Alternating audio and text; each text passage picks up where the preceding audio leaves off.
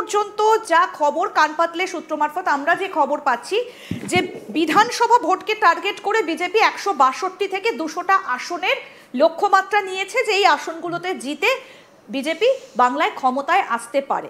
আমি আপনার কাছে জানতে চাইবো যে হিসেবটা কি, কি ইকুয়েশনে এই আসনগুলোকে টার্গেট করা হয়েছে? না, প্রথমেই আমরা জানিয়ে দিই স্পষ্ট করে যে আমরা 162, 155 এসব সংখ্যা আপনারা বেকার বলছেন। আমরা 200-র উপরে সিট নিয়েই ক্ষমতায় আসবো এবং পূর্ণ মেজরিটি নিয়েই আসবো। কিন্তু হ্যাঁ, আপনাদের জানিয়ে রাখি যে হঠাৎ আপনারা দেখবেন এই কদিনে তৃণমূল কংগ্রেস রেলে করে মাঠ কেটে নেমে পড়েছে যে বেআইনি ভোটার যাতে না কাটা হয় এবং তাদেরকে একটা বাঙালি অস্মিতার একটা চাদর চড়িয়ে দেওয়া হয়েছে। তার কারণ হচ্ছে আপনারা লক্ষ্য করে দেখবেন লাস্ট লোকসভা নির্বাচনে আমরা প্রায় 91টা বিধানসভা কেন্দ্রে জিতেছিলাম, যা লাস্ট লোকসভা নির্বাচনের হিসেবে। এবং আপনি লক্ষ্য করে দেখবেন যে আমরা 1 ভোট থেকে 12,000 ভোটের মধ্যে প্রায় 80খানা সিট হচ্ছে হেরে গেছিলাম। এবং তার জন্য তৃণমূল কংগ্রেস দায়ী ছিল।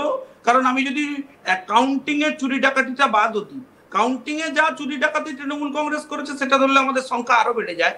তাই জন্য আপনি দেখবেন যে লোকে এসে জিজ্ঞেস করছে যে ভাই ভারতীয় জনতা পার্টিকে ভোট দিলাম, অথচ ভারতীয় জনতা পার্টি কেন ক্ষমতায় এলো না? তার কারণ তৃণমূল কংগ্রেস এসব চুরি ডাকাতি করেছিল। এবার যে এই এত চিৎকার, এত গাত্রদাহ হচ্ছে, আমরা যখনই বলছি যে বেআইনি ভোট সমস্ত বাদ দিতে হবে, তখন ওরা কোমর বেঁধে নেমে পড়েছে, বাঙালি অস্মিতার কথা বলছে। তার কারণই এটা, কারণ 90টা সিটে আমরা জিতে আছি, আর বাকি 80টা সিট ওই চুরি ডাকাতি করে ওরা পেয়েছে 1 থেকে 12,000 ভোটে। সেই ভোটটা যদি মাইনাস হয় তাহলে অটোমেটিক্যালি 9 আর 8, তো 8 দুনে 16 আর 1 17, মানে 170টা সিটে ভারতীয় জনতা পার্টি চোখ বন্ধ করে যেতে তৃণমূলের সরকার ক্ষমতায় আসে না। তো ফলে সেই কারণেই তৃণমূল বেশি আতঙ্কিত হয়ে উঠেছে এবং চিন্তিত হয়ে উঠেছে। কারণ লুটালুটি করে যে ধরনের গল্প, যেভাবে জেরবার প্রক্রিয়া ওরা চালু করেছিলেন, সেটা এবারে ওনারা করতে পারবেন বলে আমার মনে হয় না। সে কারণেই ওদের চাপ এবং ব্লাড প্রেসার বেড়েছে, এবং সে কারণেই ওরা বারবার বলছে যে আমরা এই ভোটের বিরোধিতা করছি। আপনি ভেবে দেখুন যে 2011-র আগে মমতা বন্দ্যোপাধ্যায় নিজে এই ধরনের বেআইনি ভোটার নিয়ে ভোটার লিস্ট থেকে নাম বাদ দিতে হবে বলে লোকসভাতে চিৎকার চেঁচামেচি করলেন, কাগজ ছুঁড়ে মারলেন। আর যেই ক্ষমতায় চলে এলেন, সঙ্গে সঙ্গে অনুপ্রবেশকারী, রোহিঙ্গা এবং একজনের একাধিক জায়গায় ভোটার লিস্টে নাম, এবং যারা মারা গেছেন তাদের ভোটার লিস্টে নাম, এই ধরনের একাধিক বেআইনি ভোটারের নামের লিস্ট, নাম ঢুকিয়ে হচ্ছে নির্বাচনী বৈতরণী পেরানোর তারা চেষ্টা করেছেন। এবং আপনি নিশ্চিন্তে থাকুন, বিহারে যদি এটা 60 লাখ হয়, পশ্চিমবাংলায় কম করে হলেও 1.5 কোটি ভোটার বাদ যাবে। আমি এসআইআর এর বিষয়টা, আমি আপনার কাছ থেকে এসআইআর এর বিষয়টা সম্পর্কে আরেকটু বিশদে জানবো। তবে একটা প্রশ্ন একটু আপনার কাছে ভীষণ জানতে ইচ্ছে করছে, এই যে 90 থেকে 91টা আসনের কথা আপনারা বলছেন, যে এই আসনগুলোতে হয়তো আপনারা জিততে পারতেন বা ব্যবধান কম, একটা হিসেব আপনি বলছেন। একটুখানি বলা কি আপনার পক্ষে সম্ভব যে উত্তরবঙ্গে কটা, দক্ষিণবঙ্গে কটা, বা কলকাতা কেন্দ্রিক কটা? আমরা তো 90টা আসনে জিতেইছি। আমরা 90টা আসন বাদ দিয়েও আরো 80টা আসন, যে 80টা আসন ধরুন আমরা 1 থেকে 12,000 ভোটে জিতেছি, সেটা আমরা বলছি যে চুরি ডাকাতি করে নেওয়া হয়েছে। আচ্ছা, বেআইনি ভোটারের উপর নির্ভর করে নেওয়া হয়েছে। আমি আপনাকে একটা ছোট্ট উদাহরণ দিচ্ছি। যেমন ধরুন ভবানীপুর কেন্দ্র, এই কেন্দ্র 8,000-এর সামথিং ডিফারেন্সে মমতা বন্দ্যোপাধ্যায় জিতেছেন। এই ভবানীপুর কেন্দ্রে বেআইনি ভোটার আছে মিনিমাম 20 থেকে 25,000। এটা যদি কালকে সকালবেলা বাদ যায়, মমতা বন্দ্যোপাধ্যায় নির্বাচনে যেতেন না, তার জেতার কোনো চান্সেস থাকে না।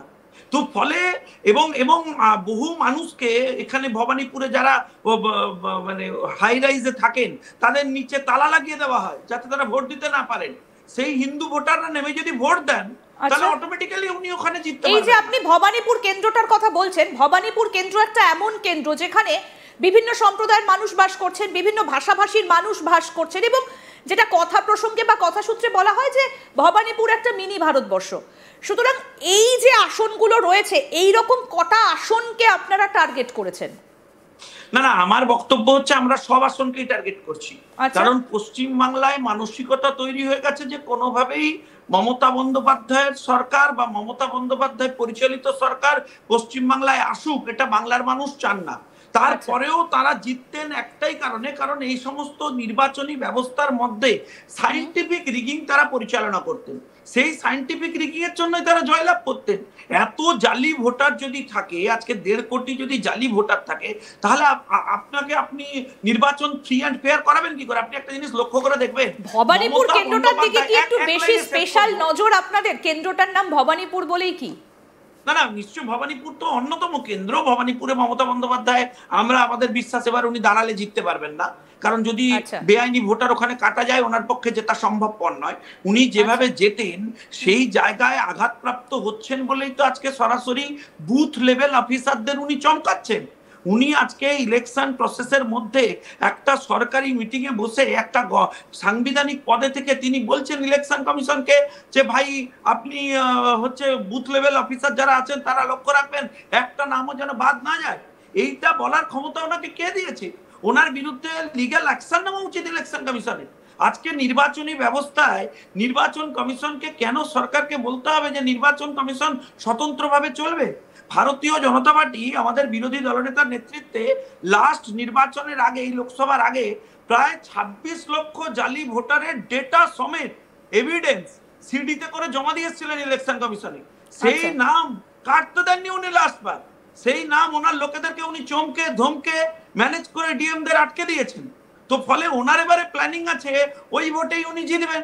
এখন মুশকিল হয়েছে, ওই ভোট ইলেকশন কমিশন কেটে দেবে বলছে, তাই এবার উনি কোমর বেঁধে নেমে পড়েছেন। কিন্তু এখানে যদি একটা প্রশ্ন এখানে যদি খুব স্বাভাবিকভাবে একজন সাধারণ মানুষ হিসেবে একটা প্রশ্ন আপনার কাছে, এই যে আপনি বিহারের কথা বলছেন, সেখানে 52 লাখেরও বেশি কিছু নাম বাদ গিয়েছে, আমরা সে ডকুমেন্ট দেখেছি, এবং আপনি বলছেন যে পশ্চিমবঙ্গে হয়তো সংখ্যাটা আরো বাড়বে। একটা ছোট্ট প্রশ্ন, 1 কোটি বেরিয়ে যাবে।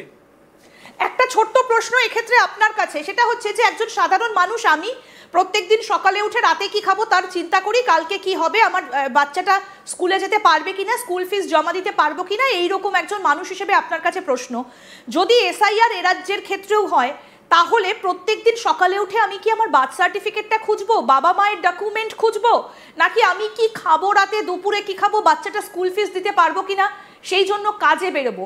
এটা সাধারণ মানুষের উপর কি একটু ঝামেলা সৃষ্টি করবে না বলে? আপনাকে তো এটা খুঁজতেই হবে। আপনাকে আপনার বার্থ সার্টিফিকেট হচ্ছে ইম্পর্টেন্ট ডকুমেন্ট। আপনার এক্সিস্টেন্সের প্রশ্ন, আপনি খুঁজবেন নাই বা কেন?